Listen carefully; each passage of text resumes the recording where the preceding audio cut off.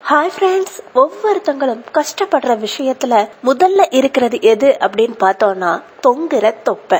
ஆமா ஃப்ரெண்ட்ஸ், தொங்கிக்கிட்டு இருக்க தொப்பையால நிறைய பேர் கஷ்டப்பட்டுட்டு இருக்காங்க. தேவையற்ற கொழுப்பு நம்ம உடம்புல தேங்கிக்கிட்டு இருக்கதால தொங்கிக்கிட்டு இருக்கிற தொப்பை உருவாகுது.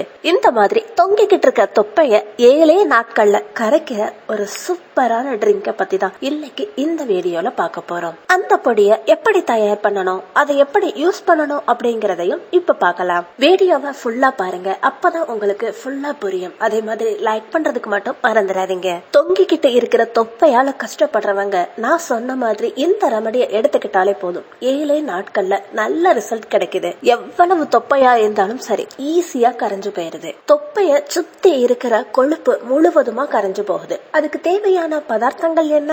வெறும் உடல் எடையை குறைக்கிறதுக்கு மட்டும் கிடையாதுங்க.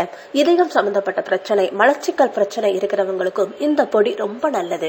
இந்த ரெமடியை தயாரிக்கிறதுக்கு முதல்ல தேவைப்படுற பொருள் ஆளி விதைகள். இந்த ஆளி விதைகளை தான் பிளாக்ஸ் சீட்ஸ் அப்படின்னு சொல்லுவாங்க.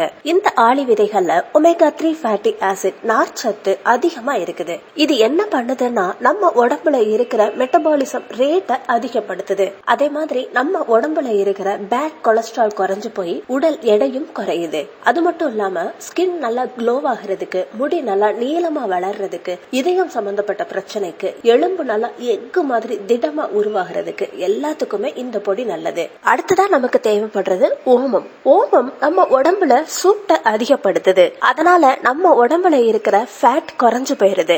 ஓமத்துல நார்ச்சத்து அதிகமா இருக்குது. அஜீரணம் சம்பந்தமான பிரச்சனைகளுக்கு ரொம்ப நல்லது. மலச்சிக்கல், கேஸ், அசிடிட்டி பிரச்சனையையும் சரி பண்ணுது. அடுத்ததா நமக்கு தேவைப்படுறது பெருஞ்சீரகம். இத சோம்புன்னு கூட சொல்லுவாங்க. இது ரத்த ஓட்டத்தை துரிதப்படுத்துது. வயிற்றுல இருக்கிற கேஸ்ட்ரிக் ப்ராப்ளத்தை குறைக்கிறதுக்கு ரொம்ப உதவுது. குறிப்பா சொல்லணும்னா நம்ம உடம்புல இருக்கிற எல்லா உறுப்புகளுக்கும் ஆக்சிஜனை அனுப்புறதுக்கு ஹெல்ப் பண்ணுது. அதனால நம்ம உடம்புல இருக்கிற இதயம், நுரையீரல், கிட்னி, லிவர் எல்லாமே நல்லா வேலை பண்ணுது. நம்ம மைண்ட ரொம்ப கூலா வச்சுக்கிறதுக்கும் ஹெல்ப் பண்ணுது. அடுத்ததா நம்ம எடுத்துக்க போற முக்கியமான பொருள் கருஞ்சீரகம். இத காலா ஜீரான்னு கூட சொல்லுவாங்க. சீரகத்துல 2 வகை இருக்குது. ஒன்னு வெள்ளை சீரகம், இன்னொன்னு கருப்பு சீரகம். இதுல நம்ம சேர்க்க போறது கருப்பு சீரகம் மட்டும்தான். இத காட்டு சீரகம் அப்படின்னு கூட சொல்லுவாங்க. நம்ம வீட்டுக்கு பக்கத்துல இருக்கிற நாட்டு மருந்து கடைகள்லயே இது ஈஸியா கிடைக்கும். இந்த கருப்பு சீரகம் நம்ம உடம்புல மெட்டபாலிக் ரேட்டை அதிகப்படுத்துது.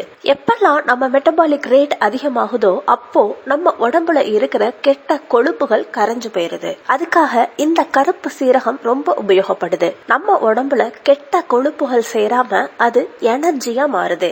இதுல fat burning property, antioxidant அதிகமா இருக்குது. அதனால நம்ம வயிற்றை சுத்தி இருக்கிற கெட்ட கொழுப்புகளை வேகமா கரைக்குது. பிளட்ல சுகர் லெவலை மெயின்டைன் பண்ணுது. முழங்கால் வலி, மூட்டு வலியை குறைக்குது. இப்போ இதை எப்படி தயார் பண்ணணும் அப்படின்னு பார்க்கலாம். இதுக்கு ஒரு பேன் எடுத்துக்கோங்க. அதுல 1 ஸ்பூன் அளவுக்கு ஆளி விதைகள், 1 ஸ்பூன் பெருஞ்சீரகம், 1 ஸ்பூன் ஓமம், 1 ஸ்பூன் கருப்பு சீரகம் எல்லாமே சமமான அளவுல எடுத்துக்கோங்க. இதுல இருக்கிற மாய்ஸ்சர், அதாவது ஈரப்பதம் போற வரைக்கும் ட்ரை ஃப்ரை பண்ணணும். அதாவது டீப் ஃப்ரை பண்ணக்கூடாது, ட்ரை ஃப்ரை பண்ணணும். இது டீப் ஃப்ரை ஆனதுக்கு அப்புறமா அந்த விதைகள் அப்படியே தெறிக்க ஆரம்பிக்கும். அவ்வளவுதான். இப்போ இந்த பதம் சரியான பதம். இப்போ இதை இறக்கி வச்சுட்டு இது கூல் ஆனதுக்கு அப்புறமா மிக்ஸி ஜார்ல போட்டு நைஸ் பவுடரா பண்ணிக்கோங்க. ஃப்ரெண்ட்ஸ், பாத்தீங்க இல்லையா? இப்போ இந்த பொடியை எப்படி எடுத்துக்கணும் அப்படிங்கறத பார்க்கலாம். இந்த ரெமடிய நீங்க ஒரு நாளைக்கு 2 தடவை எடுத்துக்க வேண்டியதா இருக்கும். காலையில வெறும் வயிற்றுல, அதாவது பிரஷ் பண்ணதுக்கு அப்புறமா காலையில எடுத்துக்கணும். இதுக்கு ஒரு கிளாஸ் வெதுவெதுப்பான அளவுக்கு தண்ணியை எடுத்துக்கலாம்.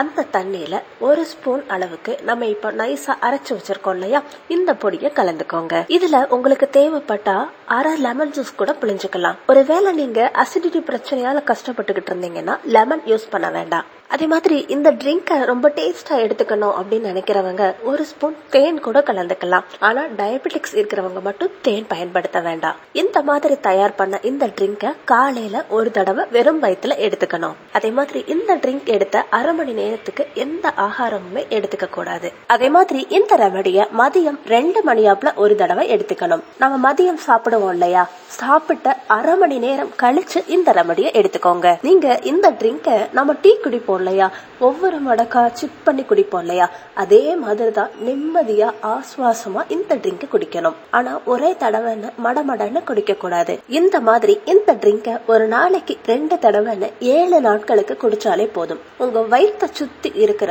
கொழுப்புகள் எல்லாமே மாயமா மறைஞ்சு போயிடும். கணிசமா நீங்க 2ல இருந்து 3 கிலோ வரை எடைய குறைக்கலாம். பாத்தீங்களா ஃப்ரெண்ட்ஸ், இந்த சின்ன ரெமடிய ஃபாலோ பண்றதால உங்க வயிற்ற சுத்தி இருக்கிற கொழுப்புகள் எல்லாமே கரைஞ்சு போயிருது. உங்களுக்கு அழகான இடுப்பு வேணும்னா கச்சிதமா இந்த ரெமடிய ஃபாலோ பண்ணி பாருங்க. உங்க வயிற்று சுத்தி இருக்கிற கொழுப்புகள் எல்லாமே மறைஞ்சு உங்களுக்கு அழகான ஸ்லிம்மான இடுப்பு பகுதி கிடைக்குது. இந்த மாதிரி நல்ல நல்ல ரெமடிஸ தெரிஞ்சுக்கிறதுக்கு வீடியோவை லைக் பண்ணி சேனலை சப்ஸ்கிரைப் பண்ணுங்க. பக்கத்துல இருக்கிற பெல் ஐகான்ல ஆல் அப்படிங்கறத டேப் பண்ணுங்க.